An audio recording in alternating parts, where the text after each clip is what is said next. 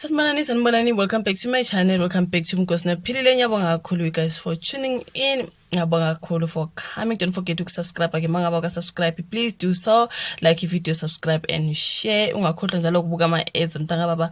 So asingena odabeni ku guys, sizokhuluma lana ngalo boyisa Constable Sizwe Ngema. Siyamkhumbula uConstable Sizwe Ngema owaboshwa lapha no guys kuthiwa ke ugwaze omunye wakhe obekade sebenza naye ebebe ngamapolice abonga. I think this was a Metro Cop police officer into kanjalo guys. So siyamkhumbula uSizwe Ngema, something like that. I think udade igama lakhe kwakuthiwa ngazi ngakhohle igama lakadade ngoba bengisenza ama video guys mayelana ngalaba ababili ke kodwa uSizwe Ngema guys wabulala intombi yakhe kade besebenza bonke mina wamgwaza ngomenzi uthe meqede lapho ke waqopha ama video wathumela abangane nehlobo into kanjalo mangisakhumbula. So mina ngigcineke ukuthiwa usagijima ke enkantolo into kanjalo ngase ngibona kudaba lwakhe lapha kuthiwa ke uzohlola ingqondo ke ngoNovember ipolice labulala intombi. So uyena ke uConstable Sizwe Ngema. Udaba lakhe you guys elwangesabisa kakhulu into ayenzayo you guys. Like I said ukuthi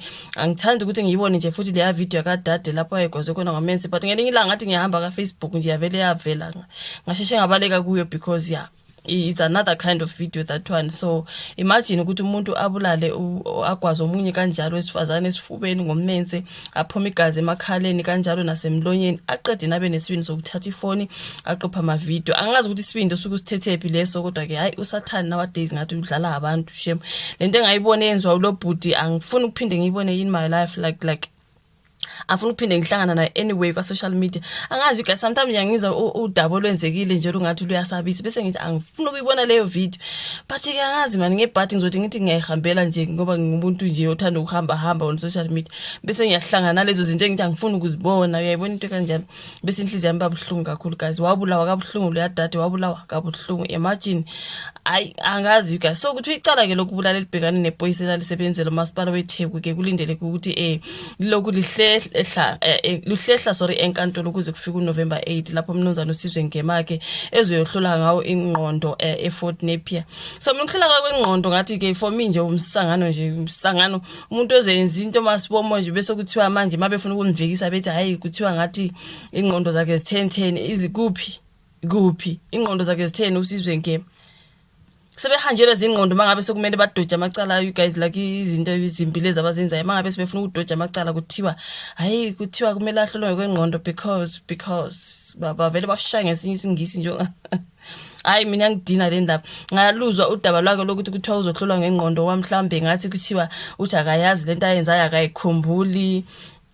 Angithi mhlambo kunye basuke bedakiwe you guys ngoba ngikwakhulunywa lapha ukuthi kuthiwa babephuzile into ekanjalo kwabangwa ngazi udade wakhulelwa wangamtshela waseyasusa ke ingane into ekanjalo nje iyona into eyayifaniselwa lapha ngazi yayiqiniswe lingakanani kodwa kwakhulunywa ukuthi abangane bathi bona mtshele uSizwe ukuthi ukhulelwe uyayikhipha.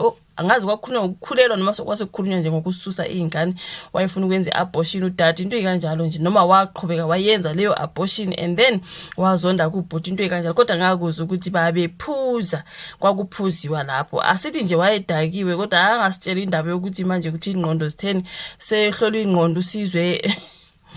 For me nje umsangano nje angazi ke you guys ngoba besingoba negcineni.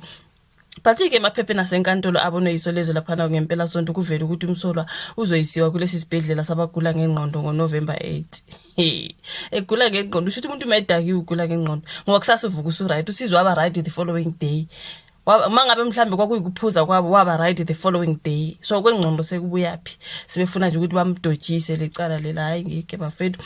Ngema ke uthweswe icala lokugwaza abulala intombi yakhe wase efaka ivideo ezinkundleni zokuxhumana. So isenzo sikaNgema ona 27 othweswe icala lokubulala ngesihluku intombi yakhe unkosikazi Bianca Khuzwayo.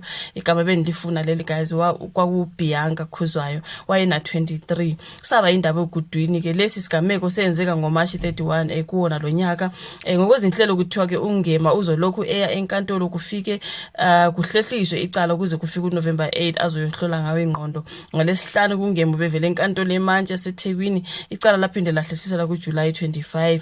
Ngaphambilini kwaba nesasa elikhulu enkantolo kulindele ukuthi kumenyezele imiphumela yokuhlola kwakhe ingqondo, kodwa kwavela ukuthi lokho akwenzekanga. Azibanga khona izizathu ezibambekayo ezavezwa. Umshushisi uKelvin Gavin waphakamisa ukuthi lolu hlelo lusheshe ukuze leli cala lizobonakala liba nenqubekela phambili. Ngaphambilini ke kulenkantolo kwahlala ukuthi umsolwa akakhumbuli lutho ngokwenzeka ngosuku lwesigameko. Ukukhumbula kahle loyo lokhu kwavela empikweni kaDokotela Jabulani Mthethwa onguchwepheshe ekucubungulweni indlela yokuziphatha kwabantu. Ngemva kwalokhu uDokotela Mthethwa waphakamisa ukuthi kungaba umbono ophusile kuba umsolwa aphinda ayohlolisiswa kahle ukusebenza kwengqondo yakhe esibhedlela. Hayi, yabona ke mina le yengqondo ingamanga nje for mina. Usizo right nje guys. Asithini nje lelo langa wayidake ngoba kwakhulunywa ukuthi babephuza, right? I think babe off duty because these are Metro Corp police officers, all right? So kwakhulunywa ukuthi kwathiwa kune party nyana thizeni babe nje babe sebunandini nje bephuza besenzani you guys. Yikho lapha agcina sekwaze khona intombi yakhe, something like that. So elengqondo yilona mina engalitholisisa ukuthi umuntu umene ecala njalo sokuthi hamba bahlole ingqondo for ini. You guys, asithi wayedakiwe lelo la wenza leyo nto ngoba vele umuntu umephuzile you guys uyenza ezinye izinto nje ezishaqisa sikhuluma iqiniso, but the following day uvuka usu right. So ukuse kuyohlolwa ngengqondo for me nje ngezinye indlela nje yazini sivele eziningi indlela zokubulala ikati anyway, abazame kumbalekisa bazame ngazo zonke indlela, kodwa kubuhlungu ke kumama nomndeni wakaBianca Khuzwayo indlela abulawa ngayo. Ivideo yafaka kwa social media, leya video liyangahluleka nokuyibuka. Like ngishilo in the beginning ukuthi ngangithe angifuni ukuyibuka, ngithe mangisapatrola on social media njengomuntu opatrola nje efuna izindaba, ngahlangana naleya video ngacishe ngawa like yo you guys angiyibukanga nokuyibuka, ngadlula nje speed ngathi ngadlula nje because angeke ngikwazi ukuyibuka into enjeya. So cabanga ke yena ayenze leyo nto, aqeda athatha ifoni ashoot ama video abuye asendele abantu abazana noBianca. What the hell was that one? What the hell was that? Aqeda athumele abantu. Imagine wenza into enjalo bese uthumela abantu abahlobene naloyo muntu ukuthi bonani ukuthi sengem10. Really? Ayona ngqondo yokunuka la akaboshwe nje akagwetshwe futhi nje udilika jela ayisuka ngeke bafethu. Ngiyazi ukuthi nawe nomndeni unabantu abamthandayo, kodwa ke bafethu ayezinye izinto ayichakeke bafethu.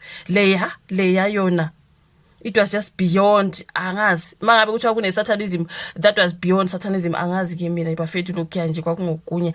But anyways, it is what it is you guys. Ngiyabonga kakhulu ukuthi uyibuke le video bathi bazolokhu behoqisa leli cala la ka Ngema until ke kuzofika lo suku azoyohlola ngale izingqondo is right. According to me kuzoyohlolwa ingqondo is right, into ekanjalo nje. Like ivideo, subscribe, share you guys. So besibona le futhi ku video elandelayo. Bye.